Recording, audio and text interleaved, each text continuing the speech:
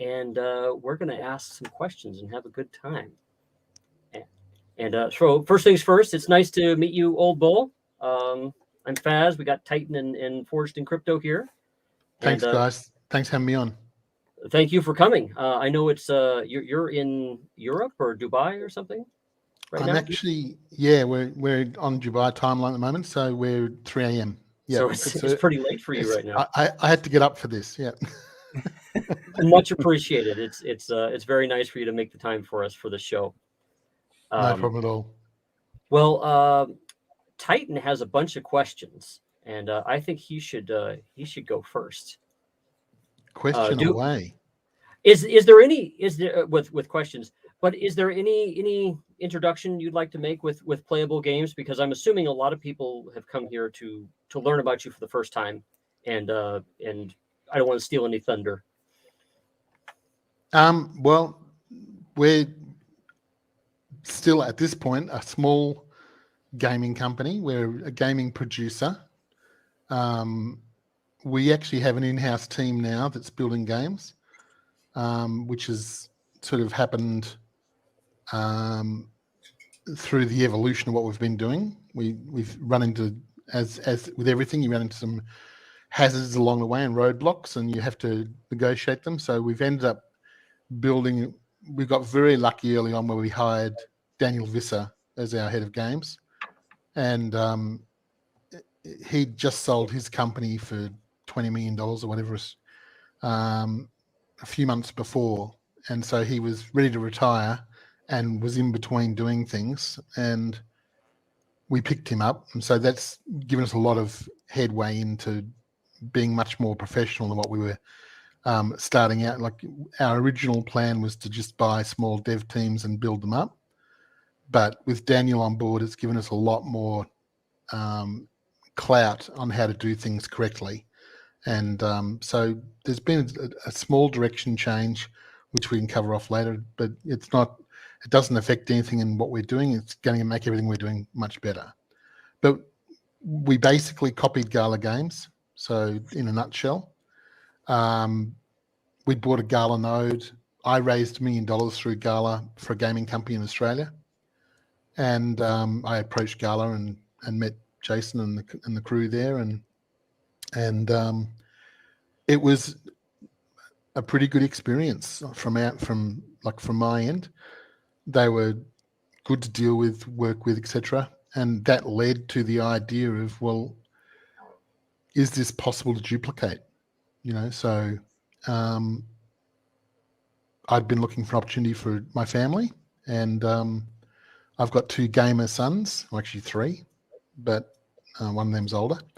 But yeah, that's where it started. So when I say we copied Gala, that was the initial impetus to get going. But as everything, it evolves from there. And there's changes we made to the ecosystem, the tokenomics. We approach things differently to what they do. They're much bigger than us. They're playing with billions. We're playing with millions. It's not a fair game at the moment. But next bull run, we'll see where we land. Mr. Titan, you ready? No, yeah. So I think you've had quite a bit of depth with your experience with Gala, and you're able to pick and choose kind of the good things that you wanted to keep and some of the things you thought, hey, maybe that's not a good idea. So what are some of the good things that you took, and what are some of the things that you left out of your model that set you apart from what Gala does today?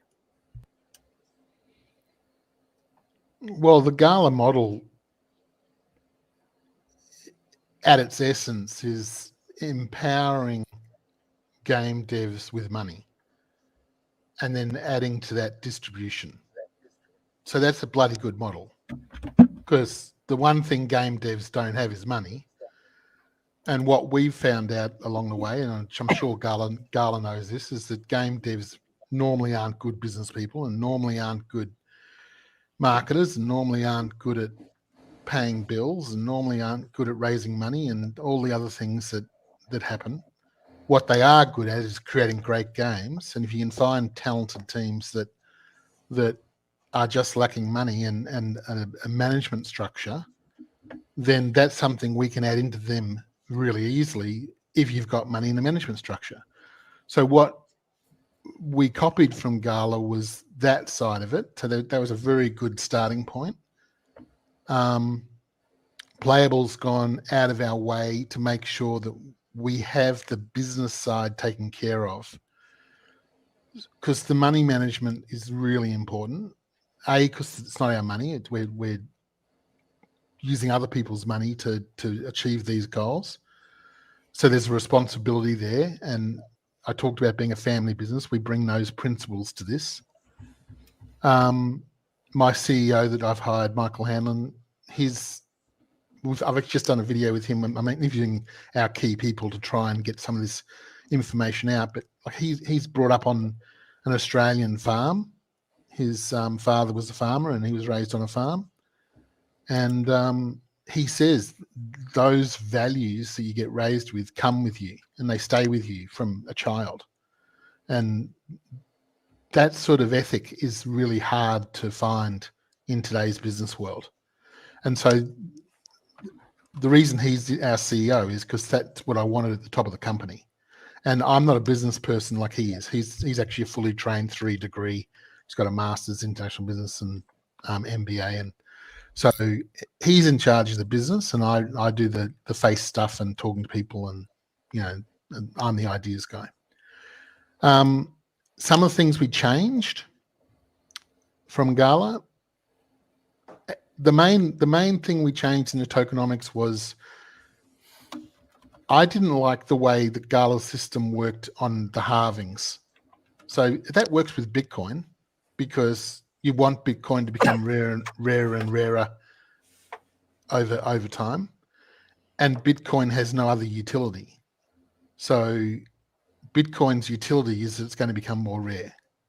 So that's how Bitcoin works. And obviously the other utility Bitcoin has is safety. So if you've got safety and it becomes more rare over time, then it has value. So, and obviously people have to adopt it, which has happened. So it has utility. Gala's model, having a halving every year, means that the price of the coin has to double every year for the node owners to keep making money. And if you do anything exponentially, so you double every year, which makes it exponential, that's going to run out of runway. You just can't double every year. So mathematically, that's going to fail long term.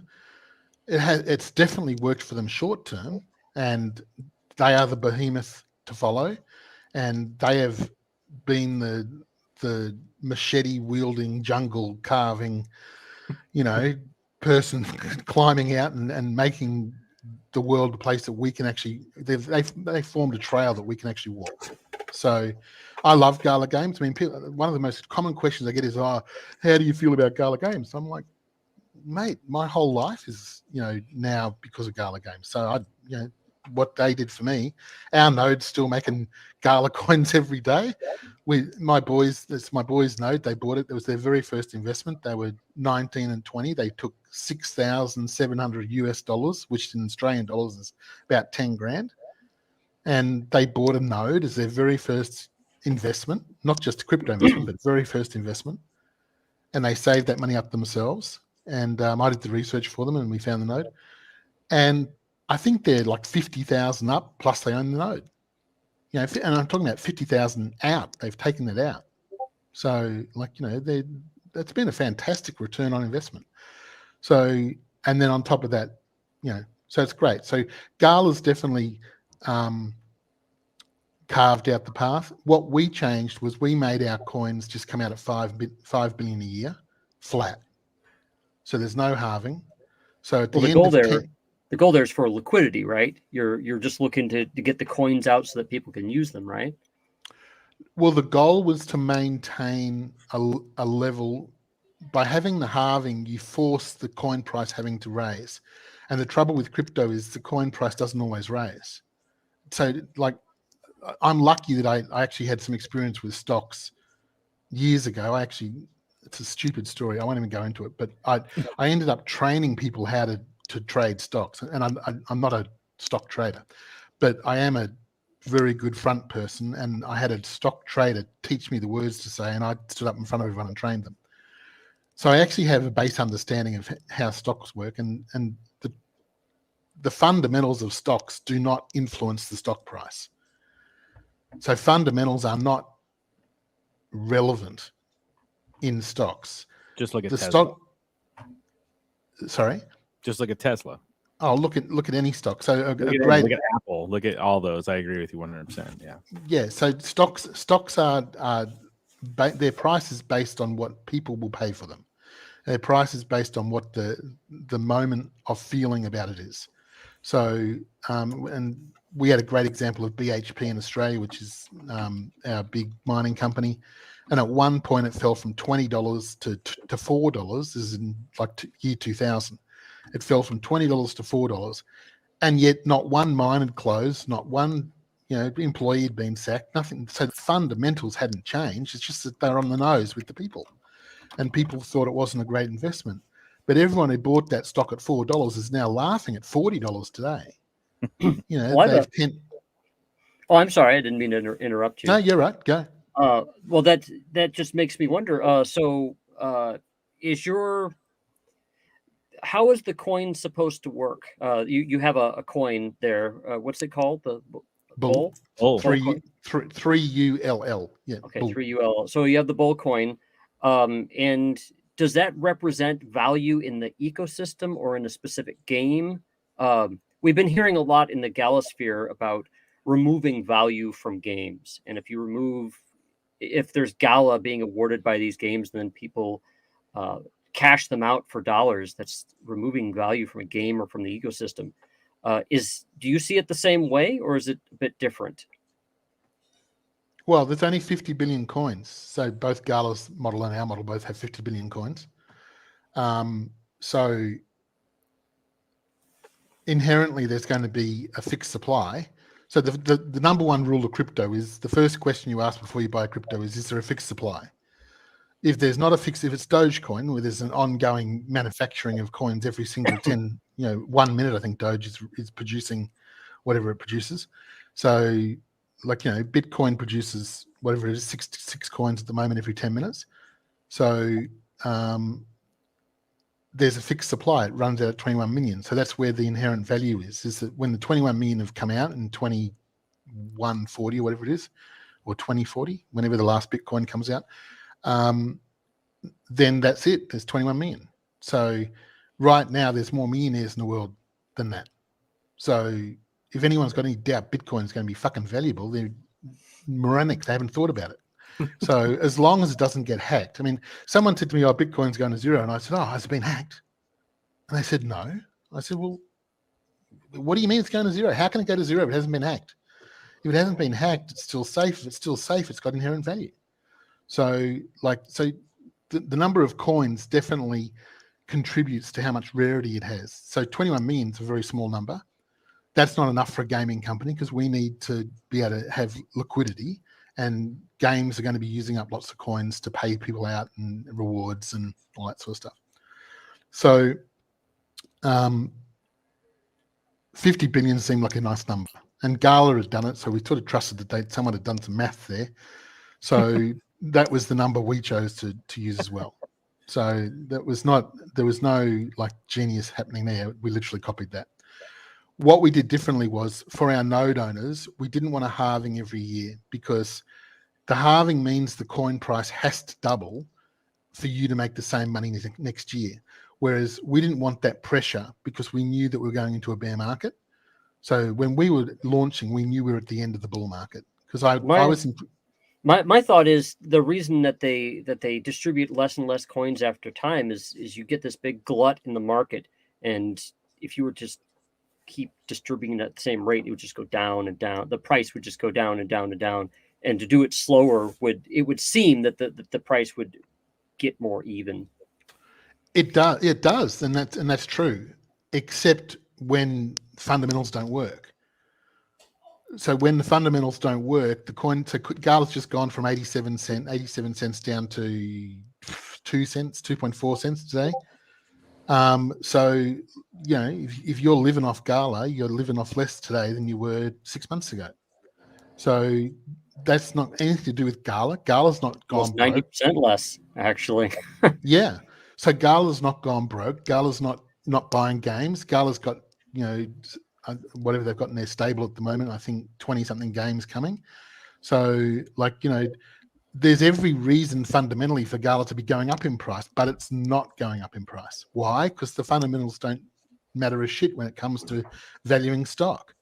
All right. So now the node owners are paying the price for that. What we didn't want was that to happen to our node owners. So our node owners get the same amount of coins every day for 10 years. And so whatever the coin price is, they'll get the same amount of coins.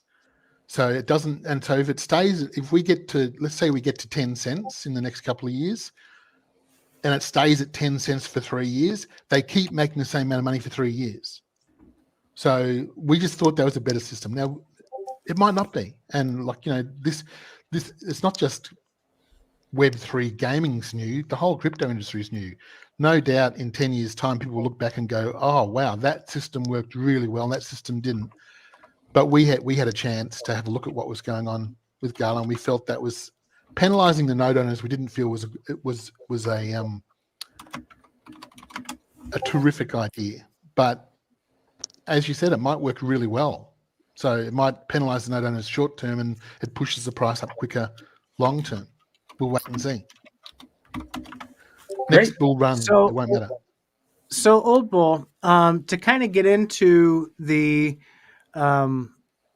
utility of the token. So one of the things that I did notice listening to some of the other interviews is that you're going to work with the Bull token being one single token across every gaming developer that you bring in, right? Yes. So we have the token that's being distributed out of the node. Then it's going to be used for all the games inside of the playable platform. What other utility does it have, and why does that make it stronger than having like an individual token for every single game that comes in? Well, again, we're talking about opinions here. So, if you talk to Jason Brink and ask him and what their strategy is for what they're going to do, they're going to have their opinion about what's going to work, and I'm going to have mine. So this is not me saying I'm right and they're wrong. I don't know.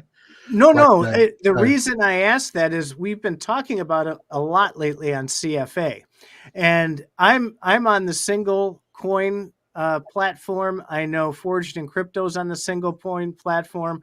We have the odd man out Faz there who is pure that say wrong man it's got to be multiple ones. I'm a multi-coiner. The wrong man out. The multi. Look, our thoughts are this, and as I said, what I was trying to be very succinct about is that, I don't want a war with Gala. That's not my attitude. I believe that this is a very, very big pie, and there's plenty of pie for everyone. So that's my attitude to the world. And I believe we're literally all creating money here.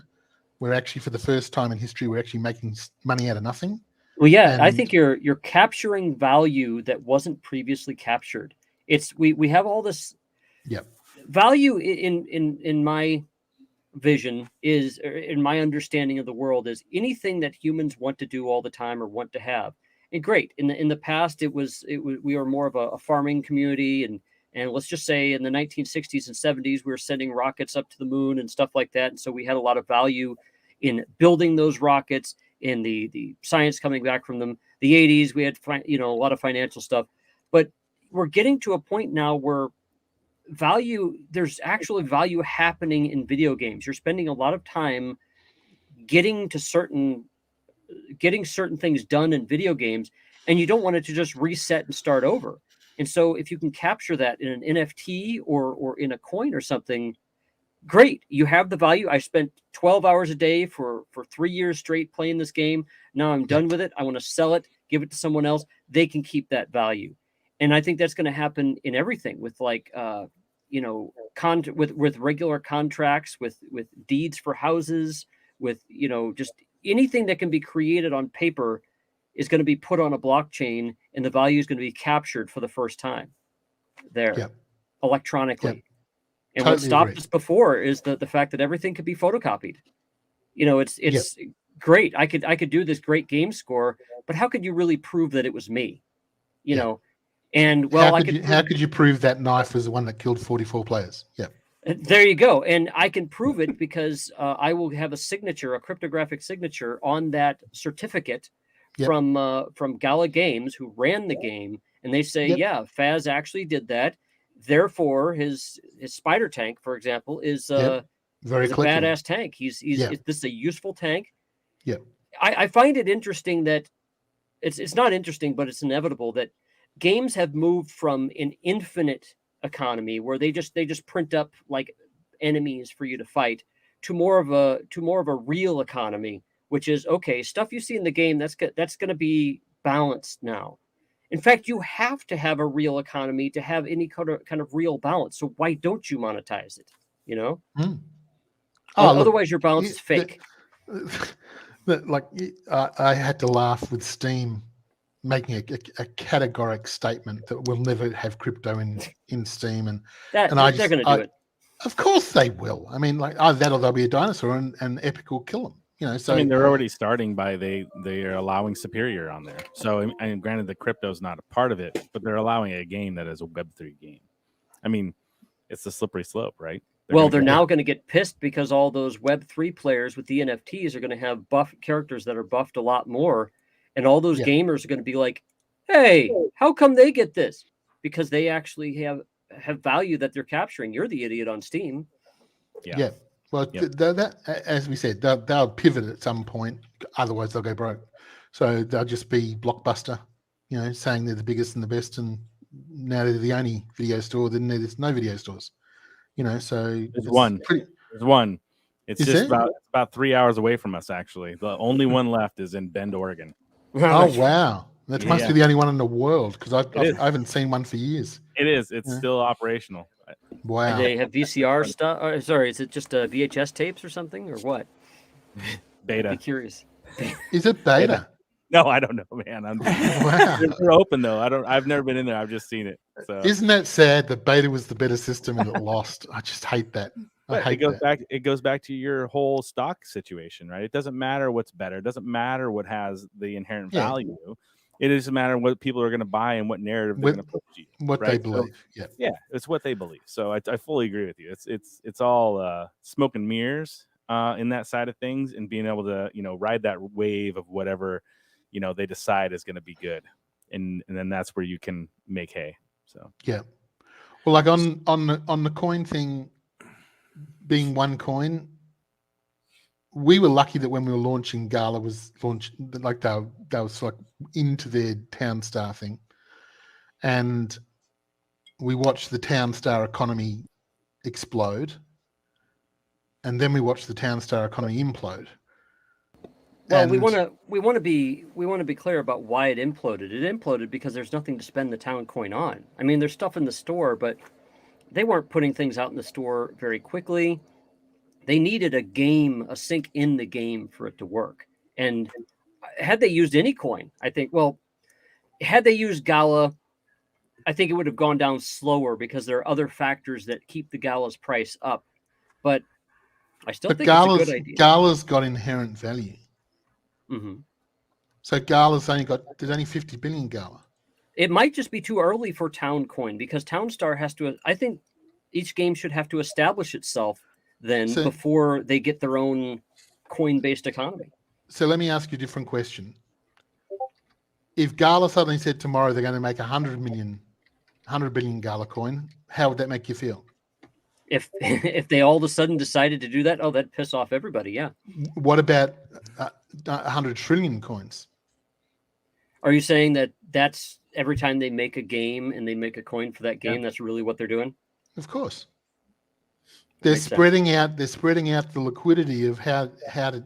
So, and they're basically saying this is the economy for this game, and if the game works, great, it's going to have a good economy. The second the game starts to die, the economy dies, and therefore it has no other use except in that game. So we decided games are going to come and go. we don't know which of our games. Let's say we've got 50 games coming over the next 10 years. Our goal's 50. We've sort of committed to 30, but we're saying we're going to try and do 50. But we've committed to our verbal commitments are we're doing 3 a year. That's our verbal. So 10 years, 30 games. We're at 4, coming on 5 at the moment. But the problem is that we don't know which of those are going to be good. And when I say good, they're all going to be fucking great. Playable games are going to be amazing games. But we don't know which people are going to like. There's plenty of great games out there, and we could all 4 of us could sit here and over an hour list just amazing games that never went anywhere. All right, because for whatever reason they don't get the traction, they got one little flaw in them that people don't like, or whatever the reason is. Games work, games don't work. No one has a crystal ball. And if they did, there'd be one game developer in the world, and that game developer would just be pumping out games. So that's life. Same with business, same with relationships. There's no set absolute that works every single time. So we know that out of our 50 games, some of them are going to be magnificent and going to be absolute bottlers that people are going to talk about for decades to come. And some of them are going to be absolute fizzes that people are going to go, we don't know what went wrong with that, but it just didn't work. Now, if you've gone and invested all your money in the fizzer, how are you going to feel? You're going to feel like a piece of shit, and you're going to think crypto's crap and all that sort of stuff.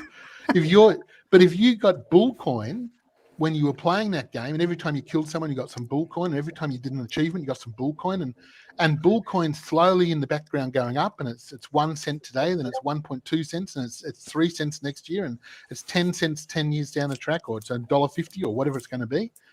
Whatever, if you saved that Bullcoin, you're now getting inherent value, because it doesn't matter what game it was in.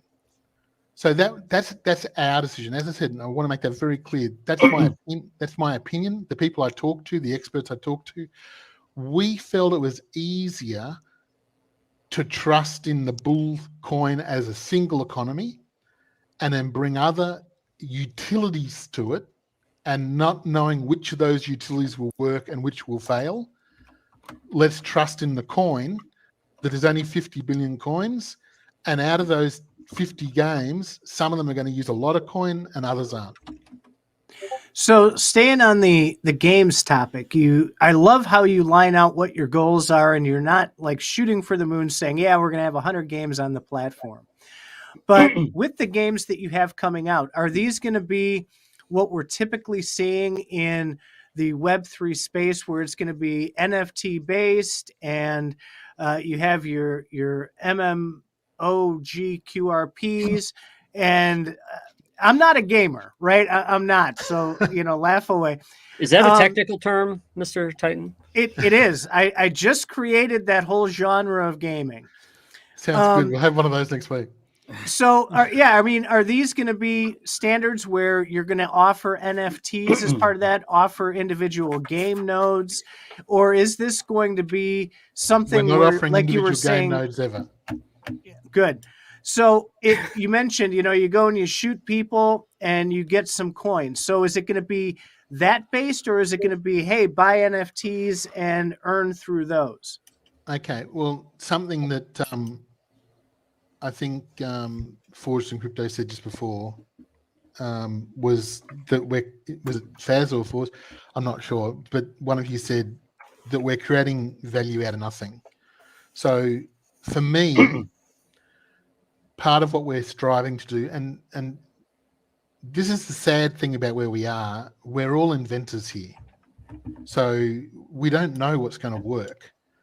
So we've got this bull coin, and we know that over time that'll go up in value as long as we keep adding more utility. So that's an absolute. So we know that part. Now what we know is, using fundamentals, our coin should be worth somewhere around 50 cents sometime in the future, right? That values our company at 25 billion. All right. So if we've got multiple games, that'll work. Having multiple nodes means you're just selling more things that need to make money. So we're not doing that. We've only got our set nodes for playable, and that's all we're selling. So there's no extra nodes for games.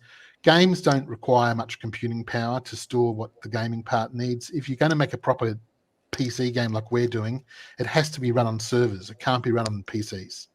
So any decent proper game like League of Legends or whatever is going to have to run on a server.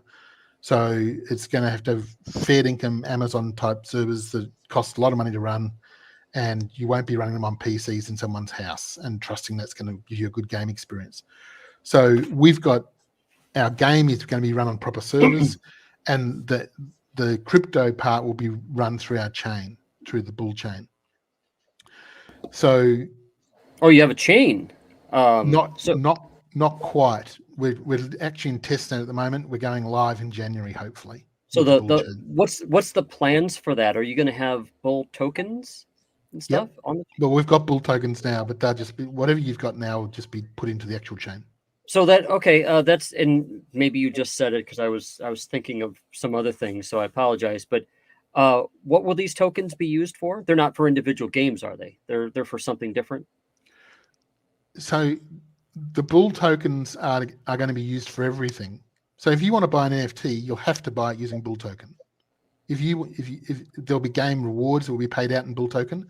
So like Gala, we get 50% of the bull token every day.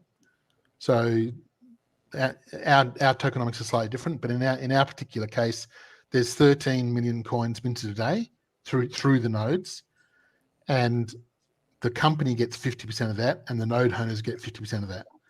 So at the moment, we don't sell any of our bull coin; we just store it. So we're not pushing our price down through selling our own coin. When we can, we will. Not that we want to push the price down, but when there's utility and people are buying the coin. So when Gala was raising, I don't know how much money they were making per day selling their 50%, but it would have been staggering. I've done some maths. It's very billions erect when you think about it. Holy shit, it's amazing. Yeah, it's like the money is just astounding. So it allows the company so much money to buy games, to fund things, to do promotions, to give prize money. It's just amazing. But we've got to get back into the bull run for that to have value. So these bull tokens will be for various aspects of these games then? Yeah, to pay out as rewards, to like we'll obviously sell some of them onto the open market when people are trying to buy lots of them. So, and we'll use that cash to do other things. But yeah, so the way you add utility to this is that you make everything that you need. So if someone needs to buy an NFT, we'd rather than get them to send us US dollars, we make them buy bull token, and then they use that bull token to buy the NFT.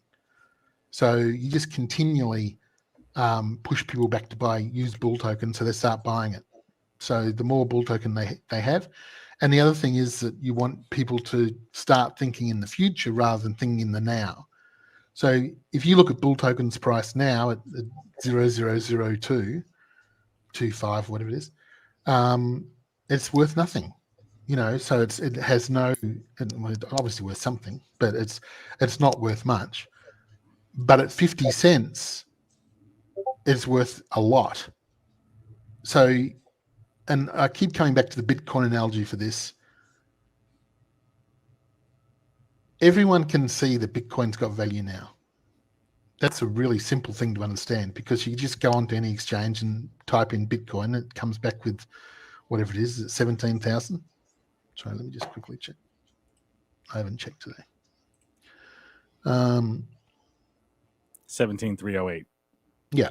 So everyone can see that Bitcoin has value because the world values it every day.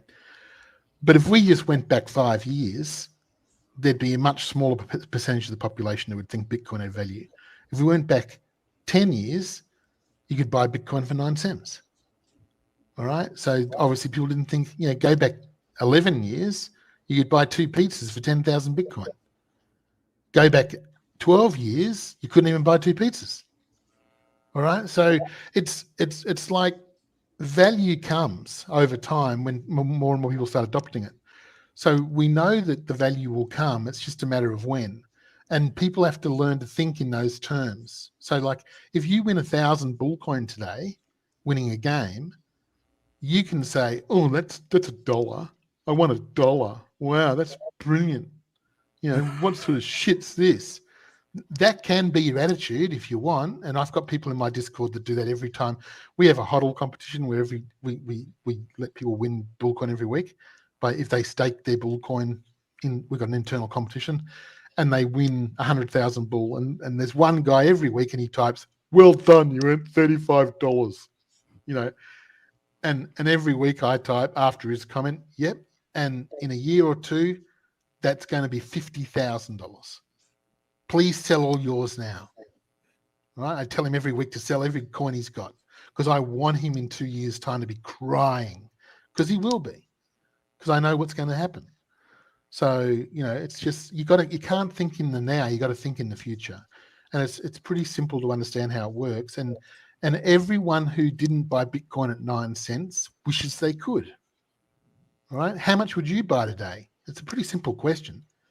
Well, I got a question for you. Please. When you talk about the value in the token and the whole ecosystem, regardless of Web3 gaming, one of the large issues that we're seeing right now is getting players into Web3 gaming. One of my favorite games that is out there is EVIO, which just won the Blockchain Gaming esports award through somebody, blah, blah, blah, whatever. Because they have an incredibly easy access for onboarding. I don't know if you see EVIO. What for you guys in games itself, you can have an amazing game. Like right now, Spider Tanks is a great game, right? Mm-hmm. But there's a barrier to entry, right? Like people aren't logging in. People aren't playing the game, right? There's not as many people as we want to have on the game. So what for you guys are you guys doing that is in your roadmap to be able to get people to come in, play that game, and be a part of that ecosystem? Well, we're working on credit card to buy Bull. That's happening right now. So we've got partners we're working with that. So you'll just be able to. No, what about the game? The games itself, like playing the game, not the Bull token. Like a Bull token to do its thing, just like you said, but the games itself. So you bring a game on, your mech game, right? So people to come play that game. How are they going to access that game? How are they going to get into that game and play that game? Right now, EVIO. I don't know if you've even looked at it. Type in EVIO, ev.io into your browser, and you'll be playing right now. Okay. It's a Web3 game, and you can earn on it. How are you guys implementing that? How are you guys going to get the 3.5 billion gamers to come in and play your great games? Whether they're great or not, EVIO, the game itself, isn't great. It's good. Yep. It's okay. It's a little laggy, but damn it, they got players, and that's what you need, right? So how are you guys looking at doing that? Okay, well, there's two questions. There's a couple of things to unpack there. The first one is there's traditional gamers and there's crypto gamers. All right, so traditional gamers as a standard hate the idea of Web3. So there's only a very small group of traditional gamers that like the idea of Web3. And we don't even understand why that is yet. We have our suspicions. They're uneducated. Well, yeah, that's possibly it. And it's possibly tribal, and it's possibly a couple of different things. But tribal, definitely. It'll come around, same as Steam will over time. Like that will happen. So, and I laugh at it because I'm a traditional gamer. Like I started playing, my first real game was Red Alert, actually Red Alert 2. And then I ended up in WoW for 5 years. I played WoW for 5 years, and now League of Legends. My son still plays WoW. He's in one of the top guilds in the world. But it's those traditional gamers have a lot of problem with it. They'll come around. That's not where the market is, though. The market's in the people coming, the people that don't even play games today, but they will, and they're going to come because of crypto. So that's the market that we're going after. So that's the first part. The second part of your question is all of our games will be on Epic Games. We're building PC games. We're not building bullshit fucking browser shit that you can't have fun with. Our number one goal is that when you play our games, you're going to be blown away. They're going to be good. So as I said before, I can't promise that they're going to all be successful, because that's like promising this business will work. You just don't know. But we know how to make a fun game. We've got experts involved in doing that, and the games will be good. So then it comes down to marketing. Can we get people to come? And the old, if you build it, they'll come, that's bullshit. Anyone in marketing knows that. I've got a master's degree in marketing. If you build it, it just means you spend money. That's all that means. And then you got a whole new problem. The very first question you ask in marketing is, what is my message? And the second question is, how do I get that message to people? And the third is, are they listening? Can they hear it? Does it make them act?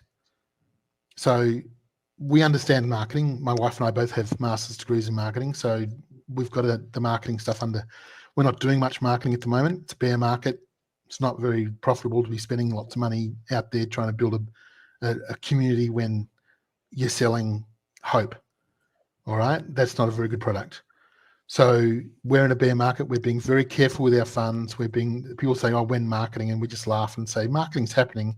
We're doing lots of marketing, but it's all very strategic. We're doing stuff in the background. We're building out videos like this, spending time with people like you, that when the bull market comes and people log in and they say, what's playable games, they'll be able to find stuff on us, and they'll know, they'll be able to work it out. Because once the euphoria comes back to crypto, then people are going to be looking for sound, solid investments. And when that happens, crypto gaming is going to be at the top of the list, because everyone understands that a good game's a good game. And if you can earn money in it, you can actually, so our first game's our MOBA, right? That's what we're working on. I play League of Legends every single day of my life. All right. I play between 2 and 4 games a day. That's what I do. I don't play 10. I used to, but I don't play 10 now. I play between 2 and 4. I normally get 1 win to 2 wins and I get off. So if I play 3 games, it's because I lost my first one or I lost my second one. So that's how I sort of like look at it. Is that I want to get, I don't like to go to bed. I play at the end of the day before I go to bed. And I don't like to go to bed on a loss. So that can be tiring sometimes. But because I'm not a great gamer. Did you go to bed last night, or did you just get done? I did go to bed last night. I had 2 wins in a row and went straight to bed. Yeah. So, so I've lost my train of thought there. Sorry. You're basically you got marketing. You're bringing marketing to the table, and that's what's going to bring people to the games overall, Web3 gaming itself, and then you guys are going to be there to scoop up a lot of the players that are going to be there.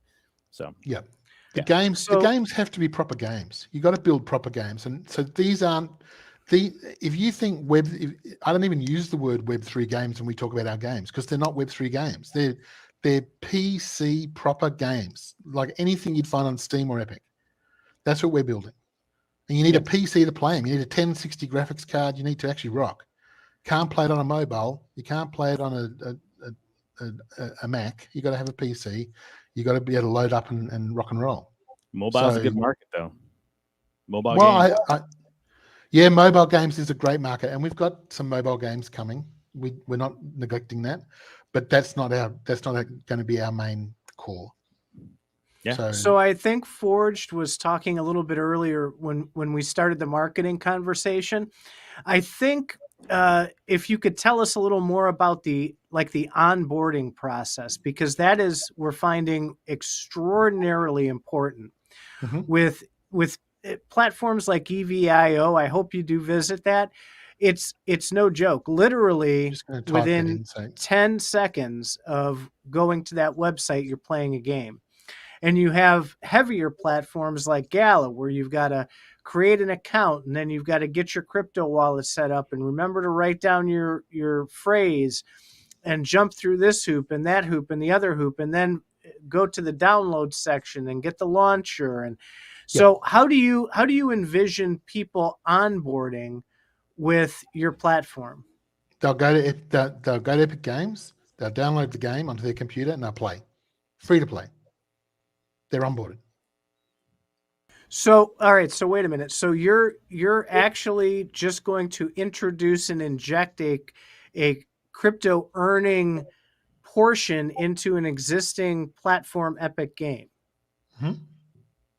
Oh, I didn't That's know great. that from any of those other interviews either. No, that's a fantastic. I mean, game plan. I mean, just bring them in and let them play.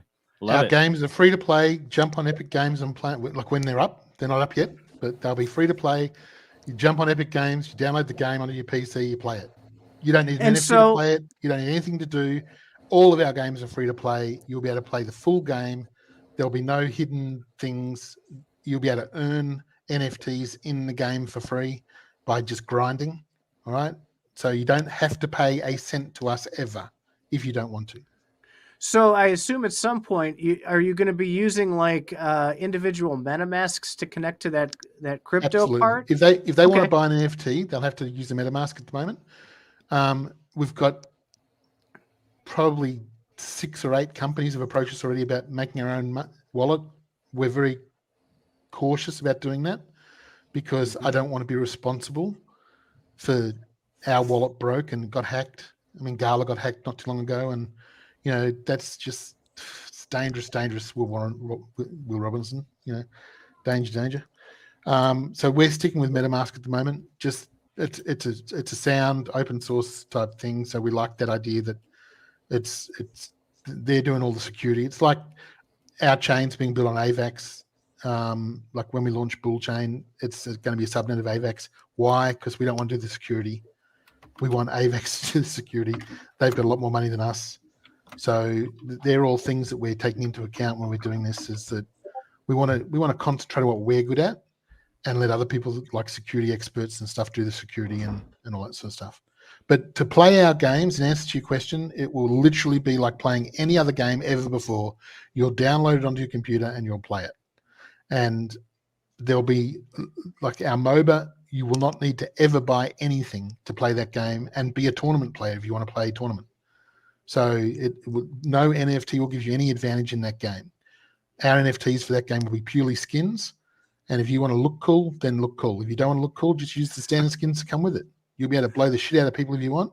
If you're good, you'll be able to win. So that's what we're doing. That's like fun first, money second. That's our policy.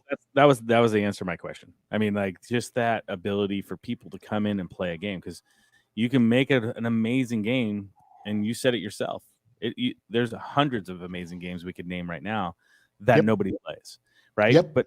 And that's because nobody's playing them. So how do you get them to play? Make it easy, make it simple, and then you apply your 17 marketing degrees you have and bring more people. That's not 17, but oh, sorry, that's a lot of work. 15? Well, that is, we've been hitting that super hard lately. It boils down to the player's experience in the platform.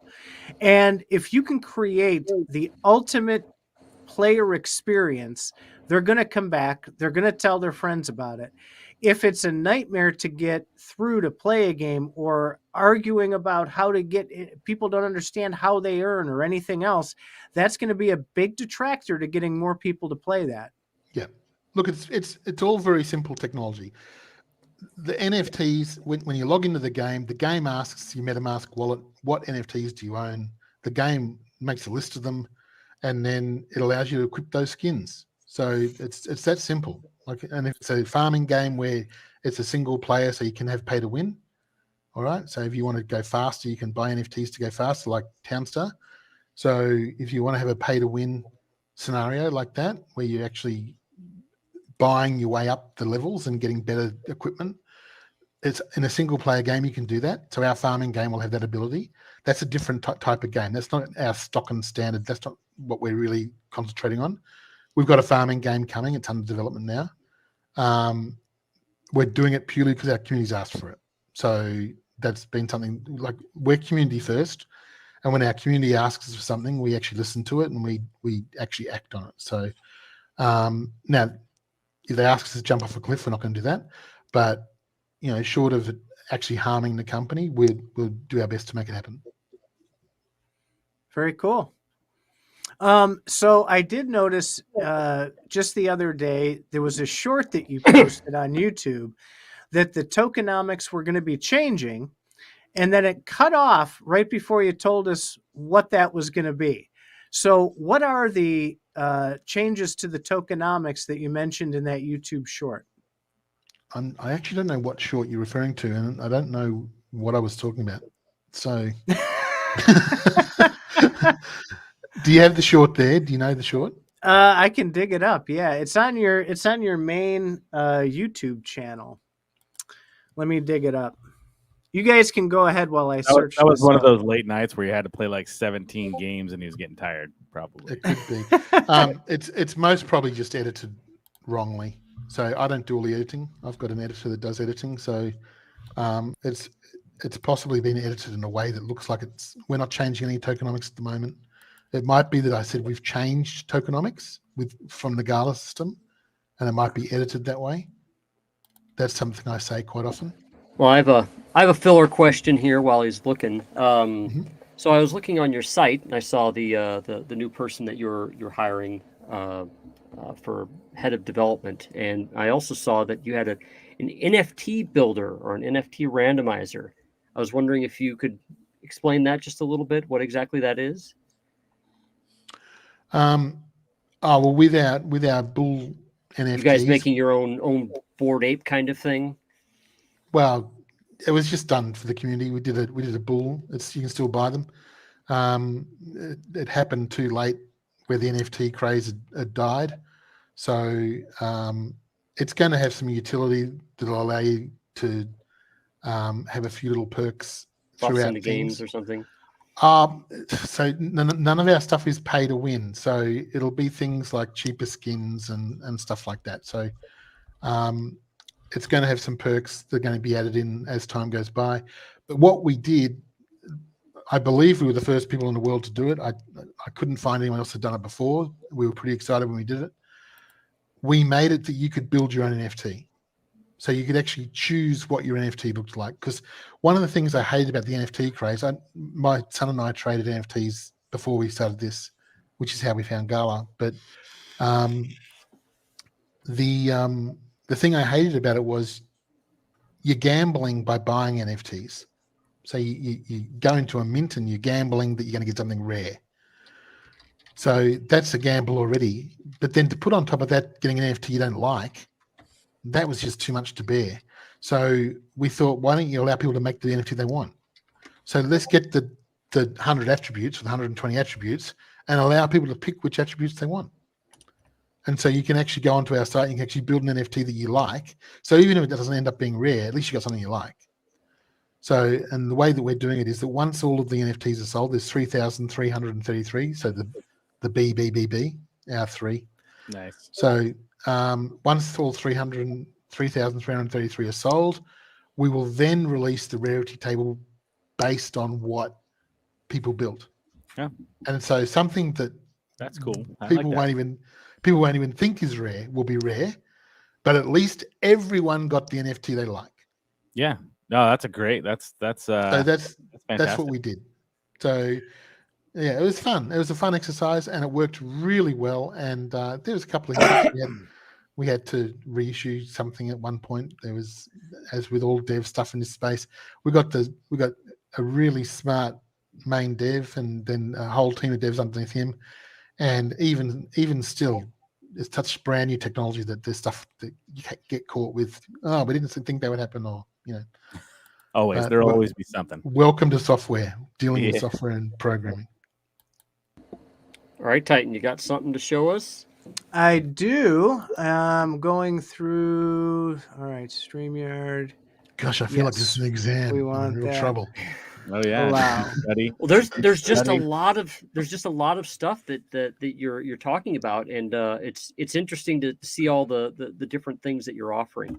Hey, Okay, one of you two should pull up their NFT thing too. It's pretty sweet. Yeah, we got it pulled up here. So he all right, has hang his on, own one thing at a screen. time. You got to move it to the proper I know. one One thing at a time. Like that. There we go. Okay, here, I'll add it.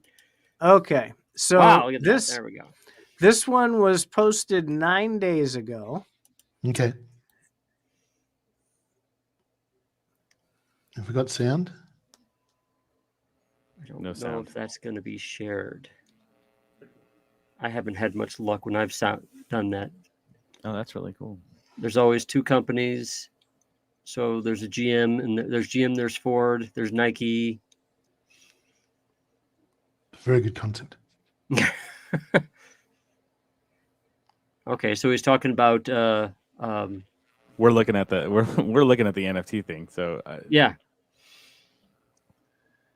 I can't hear anything of what. Yeah, I can't either. Yeah. So this is I'm just talking about the law of two in marketing. Yep. Okay. I'll explain that if you want, but let's just see what it says. I don't know. I think they need to show your NFT stuff because that's pretty sick.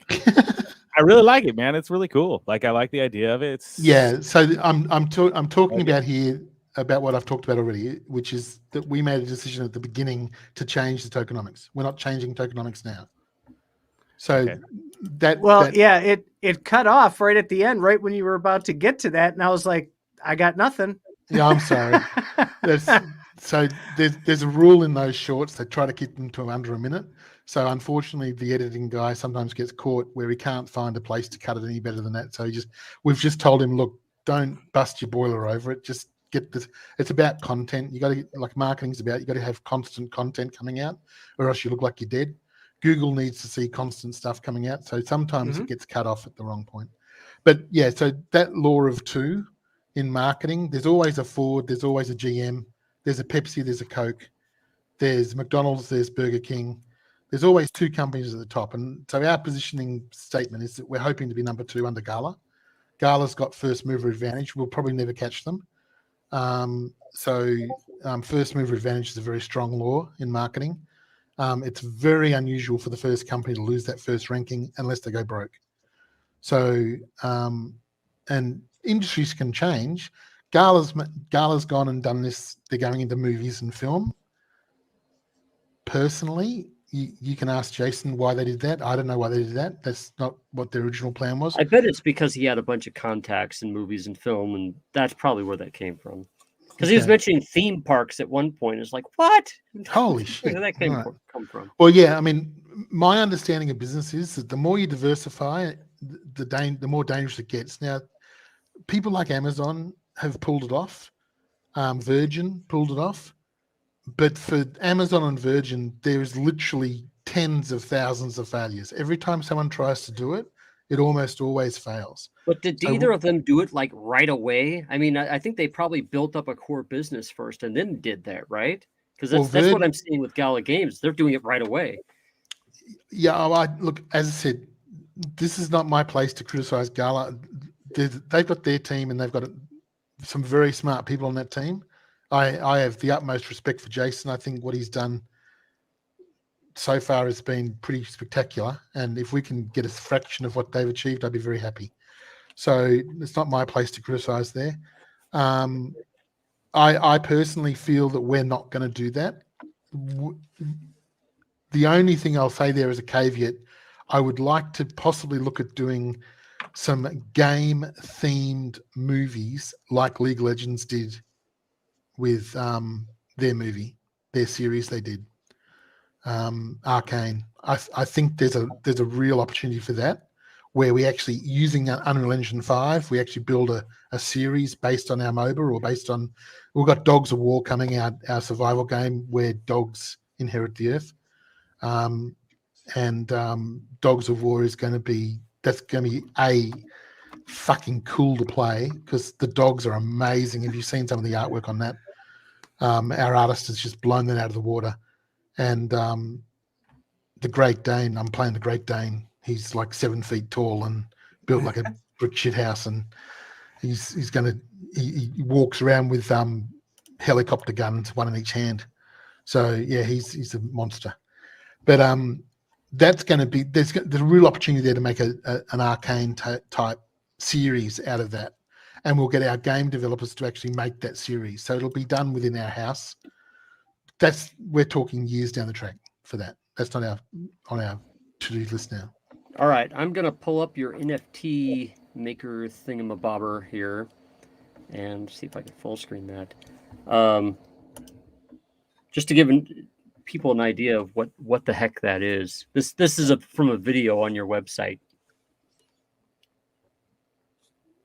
Oh, you don't have it all up. Oh, you should pull the full. No, there's no thing up, sound, man. of course. Pull the whole thing up. I don't know how to do that. Is there? Here, is there a I'll link link. somewhere? I'll link it to you. Let me link There's it to a you. link. You're gonna send me a I'll link. get it. Okay. Hold on. You might need. It's pretty slick, man. Like Blake had it pulled up here. He was showing me on the big screen in here. It's looking nice. So I like the idea of it. Yeah. You gotta hook. You gotta connect through AVAX. Oh, really? Yeah. So there's MetaMask will do that for you. Really? If you have if you have the AVAX chain loaded, yep. It'll I think it automatically doing it auto now. Okay. Yeah. Well, let's see what happens. Log in with MetaMask. It did with Arbitrum when I did it the other day. Because I hadn't had anything on Arbitrum, and I was like, "Oh, I gotta buy me some magic." And well, now it's asking me what wallet here. It says I have 0 AVAX, but let's see what happens. You don't need to have any AVAX in it. All right, I'm getting there. I got to sign stuff with MetaMask and all that stuff. Well, so let me ask you something while he's pulling that up. What's your overall view on the ecosystem outside of Gala and you, like the other Web3 games, the other Web3 like game developers? Is there anything that you like that's going on out there? Anything that you see that interests you? How do you feel that's going, overall? Well, there's a plethora of stuff out there. So like part of running a company is you don't have your head outside of your own company very much. Yeah, look, I mean, your Miri is looking interesting. There's some stuff happening there. Superior, there's potential they might do something. Superior is another Australian company, so you got to love them. Drifter. Yeah, I'm probably the wrong person to ask. As I said, I'm so involved in what I'm doing. Head down. That's fine. It's head down. We don't spend a lot of time looking. There's a lot, like Miri is a really good example. The stuff they put out makes it look like the game's coming tomorrow, and sometimes this stuff is years away. So we don't tend to research something takes hours, and I don't have hours spare personally to do it. I've got a guy that does keep an eye on stuff, and you know Bruno, Invincible. Okay. So part of his role, he's paid to actually look at every Web3 game and then document how they're built, what they're doing. So that's part of his role. Like it. So he gives me a report every month on what is going on in the real world, and is there things happening that we can implement into our games that we think are exciting. So we're staying abreast of it that way, but I personally don't do it on a day-to-day basis. But in answer to your question, we ain't seen nothing yet, and it's going to be an amazing space. And like we've got AI coming. What AI brings is just astounding. We've got, if you think of the internet, we're at the year 2000 at the moment in internet terms. So Facebook hasn't been invented. None of the social media places have been done yet. We've got just the stuff that's going to come on Web3 hasn't even been thought of yet. So all of us that are playing in it right now, we're just doing what Yahoo and Google started doing in year 2000. Amazon's a baby. Yeah. Everyone's still calling Amazon a con at this point. So if you invest in Amazon, you're an idiot. That went on for 10 years. Remember that? It was like 10 years of everyone being called an idiot for having Amazon stock. Yeah. And so for sure. Early days. All right. So we've been doing this for about an hour now.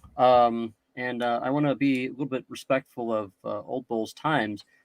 Is there any questions that you guys are dying to ask, or maybe some stuff from the comments that we could do before we sign off? I don't want to keep them up too late. I'm not going back to bed now. I'm going to breakfast after this. Charged him up for the day. He's got to go get his workout in. He just got up, man. Yeah, the only thing I work out is how to eat more. 12-hour stream then? Let's do it. Love it. That's good. That's all I had. I think a lot of the information that you shared today was wonderful. It really enhanced what I had already learned. So we'll put in the description the Playable website. and probably a link over to your YouTube where they can look at some of the videos and some of the other interviews that you did. The only thing I would ask you to share with the group, I know we're in winter, we're planning on coming out. What are some of the things that you're looking for over the next 3 months to be putting out to the public about where Playable is going? Well, the first thing is we've got our new chain. Our new chain goes into testnet in the next few days. And then once we've done a month of testnet, we hope to launch on the 20th of January. So we'll actually transfer everything across onto our own chain. That's exciting because a lot of people don't have their own chains, and there's a couple of reasons to have your own chains. There's a couple of reasons to be careful about doing it. The main one that we covered off before is security. You want to make sure that your security is right. So we've partnered with AVAX purposely to make sure that the security is correct. We don't want to ever have a situation where our people are hacked and have lost everything. Every week we get people that give their seed phrase away to someone. That happens every week. It's very sad. And we have to tell them, I'm sorry, there's nothing we can do. You know, you've given the guy, it's your keys, your responsibility. You know, you got to learn about crypto. We've got some videos that we get people to watch when they join up to try and get their security up. Look, you know, March is going to be fantastic for us. We're launching the first few of our metaverse. So we've got a thing called Playerverse, which is coming. We're building basically, if you want to think of it like a lobby, but it will be a place where all games start. So you literally exist in the lobby. And if you want to go play our MOBA, you go through the portal to the MOBA. If you want to go and the way Daniel explained it, how do I explain it succinctly? The idea is, if you ever read Stephen King's books, I think it's in Gunslinger. What was that Gunslinger one? Anyway, it's the meeting of the worlds. It's where all worlds meet in one place. And so that's going to be what Playerverse is going to be. Yeah, Dark Tower. So, so Daniel's basing the Playerverse on that. So in our lobby area, if you go down one alleyway, it'll get more and more sci-fi as you go down an alleyway, down that street. And if you go, and that will be heading towards our MOBA game, which is based in sci-fi. But if you go down another way, it's going to get more and more natural, which will be heading towards Dogs of War. And so the buildings and stuff will become more and more like country and cottage, and you know, you'll end up in the wilderness. And if you go another way, it'll be heading more towards, you know, Western, which will be whatever game that's going to be. And so there'll be different avenues you can head down. And then you'll be able to buy real estate and stuff in there. If you want to live in the country, you can go down the Dogs of War. If you want to live in sci-fi, you can go down the MOBA way. If you want to live in a country and Western feel, you can go down that particular way. So that's coming out March. We've got the very first part of that. And there'll be things to do in there just to hang out. And we're bringing in like a version of Discord into that. So this is all very baby steps at the moment. I haven't actually seen the finished product yet, but they're working on that. We've got the MOBA coming out into beta. We've got the farming game coming out into beta. This is all in March. And a War of Steel should be coming out into alpha in March. Any demos or playtests coming up? The MOBA, we should be in closed beta, hopefully in end of January, early Feb. So how do I get into that? Forward to. Just be in our Discord. We've got closed beta coming up. So yeah, that's going to be, but open beta hopefully in March. But yeah, all of these things, Daniel has been really strict on the quality level. So we had issues with one of our team, actually two of our teams. I don't know whether Gala's had this. You can certainly ask them. But one of the things with buying teams is, you know, it's the old Forrest Gump. Life's a box of chocolates. You don't know what you get. It's, you know, the promises made sometimes aren't the promises delivered. And, we're using other people's money, so we're very aware that when you purchase something, you want to make sure you're getting what you're buying. So we've developed, Daniel's developed, I should say, and Bo, his offsider.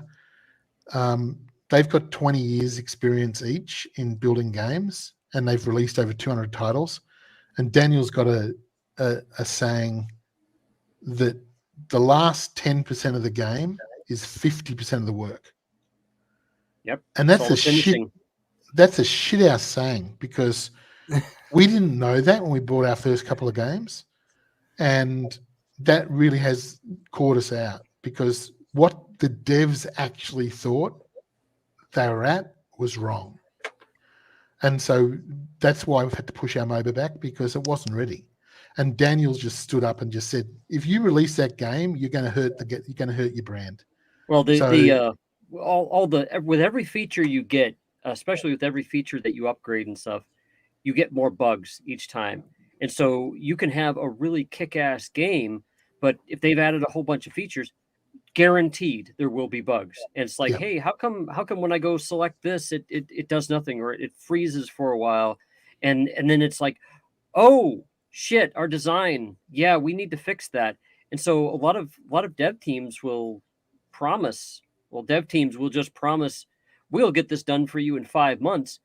And then there's all that testing. And then they leave that out. Like, what? I was supposed to take care of that? Yeah. I mean, there's a plethora of problems. The biggest problem we found is that they don't even know what they don't know. So we've now put into structure, like, you see this in business all the time. And this is one of the things we pride ourselves is that we're a business first and we're a game dev company second. So in business, you see this all the time. You see a young person, and this is the problem with crypto. Who are the people who are doing well? What age group are the crypto developers? Not developers, entrepreneurs. The crypto entrepreneurs are all in their 20s. What do 20-year-olds don't have? Okay, money. Experience. Right? They don't have money. So, well, they've got money with crypto. That's the thing about crypto. Not now, it's down 90%, man. They got nothing. Depends on how old they are, I guess. Late 20s, No. they're probably going to have late more. 20s, they might have a little bit, a little bit. Yeah. So, but what crypto does is gives you lots of money. But what a 20-year-old doesn't have, or a 25-year-old, or a 30-year-old is not a lot of experience. And at 57 years old, I can tell you that there's shit you learn in your 30s that you wish you knew in your 20s. There's shit you learn in your 40s you wish you knew in your 30s. And there's shit you learn in your 50s you wish you knew in your 40s. And I dare say, on that experience, there's going to be shit I learned in my 60s I wish I knew in my 50s. So it's like you've really got to get some people on your team that have walked the walk. All right? We've all heard that saying, you can talk the talk, but can you walk it? So, like, we have all of our exec team are older, and we've done that purposely because we want that experience. And have we got some young people in our team? Of course. My sons are 20 and 21, and I've got a 36-year-old son helping out from time to time with team development. Well, there's development grind to do, and the 20-year-olds are good for that. And ideas. You want the ideas, because old people get stayed. We end up thinking the same thing over and over again. You don't want old people coming up with all your ideas. You want youth and enthusiasm and exuberance and drive. Youth brings that. That's what youth is great at. Yeah. But you need experience over the top of that. So, get the experience. I don't want to gloss over this. I know we want to get out of here, but when you mentioned the metaverse, that you'll be tossed into this lobby and you'll have hallways, you mentioned, you'll be able to buy land in there. So you're able to use the token to do those things before there's even a game out, right? Okay, so this is a difference between us and Gala. We don't ever sell anything until it can be used. So that's just that makes a certain amount of sense. It's for us, it's an ethical thing. The world's a harsh place, and sometimes things don't go the way you want them to.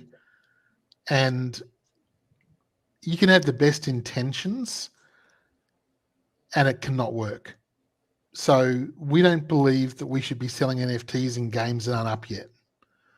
So when the metaverse is ready and there's land you can buy and own, and we've built something with a view and something that, has value, then that land will be available to buy.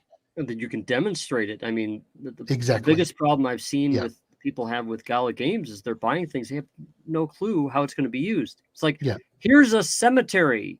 You'll be able to respawn here. Well, what do? Well, you'll probably have to pay something for it, but it's good. Yeah, we'll develop a game loop around it. Yeah. What fuck are you making, dude? Look, I own farm bots. I own boom bots. And a farm bot does. I have a Mirandus vault. I used to have 2. I've got them all. I've got everything. Well, Mirandus was what spurred this decision for us, because Mirandus was the big thing coming. My boys were like, do we take 10 grand because they'd made money out of Gala, and do we take $10,000 and buy a whole bunch of Miranda stuff? And we said, well, why don't we just wait? Let's just wait and see what happens. And then we were actually just about to buy some stuff, and they said, oh, we're pushing back Miranda's 2 years. And we were like, 2 years? Like AI could kill everyone in 2 years. Did they say they were pushing it back, or I think they finally gave a date? I don't know. Yeah, I think people are like, when's this going to be out? And they're like, soon.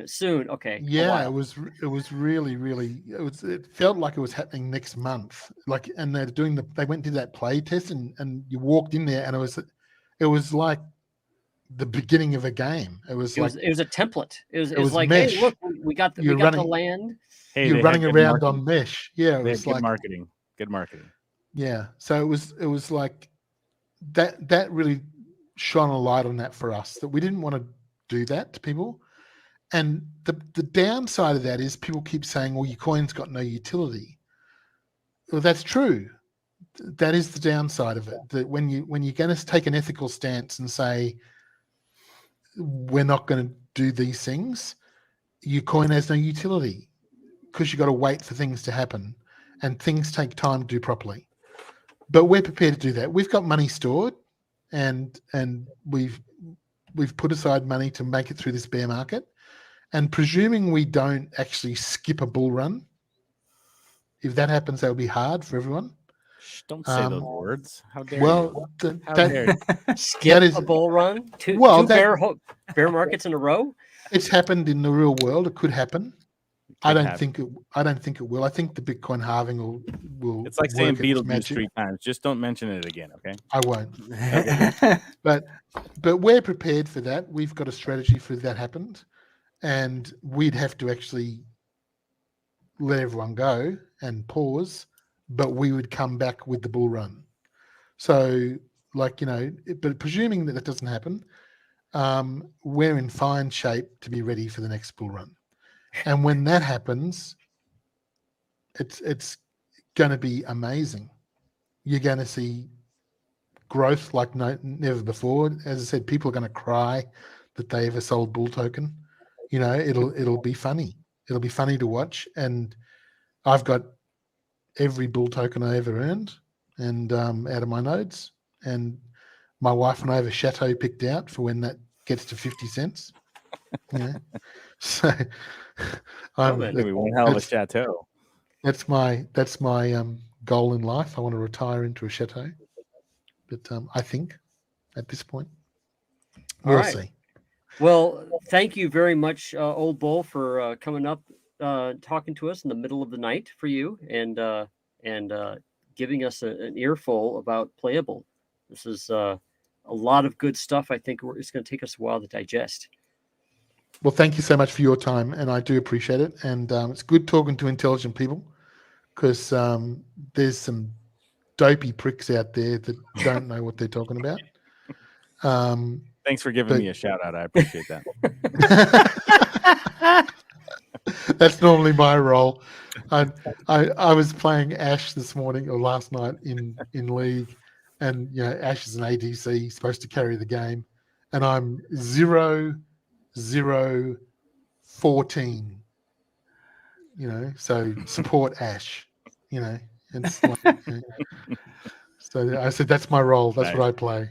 And the Lux that was supporting me is like 14 kills, and Anyway, thanks again. I really appreciate it. Absolutely, right. Thank you. I'm going to go grab some breakfast. All right, thank you very much, Old Bull. Cheers. Talk to you later. Bye. All right. So I think, would you guys like to do a post show for the first time? We haven't done one of those yet. Yeah, we can do a quick one. Well, I'm going to do, because I need to edit things, I'm going to do the outro here, and then we'll just jump right back into the green room. If you guys can just stay where you are, everybody can stay where you are. If you're still watching, if you want to keep watching, go ahead. Just I got to do this for editing purposes. So bye for now. Wait. I'm going to press this button. Wait, Titan. We have our pre-recorded outro to do. Can you say your thing? My screen! No. Stop! Screen! Oh, absolutely. Hey, subscribe, and throw some comments. Make all these people go away. That helps us, which in turn helps us provide you with much better content every week. Thanks for being a listener. Thanks for supporting the channel. I can't thanks for sitting through our pre-recorded outro here. Wait, quickly. There we go. Yahoo! Quiet, guys.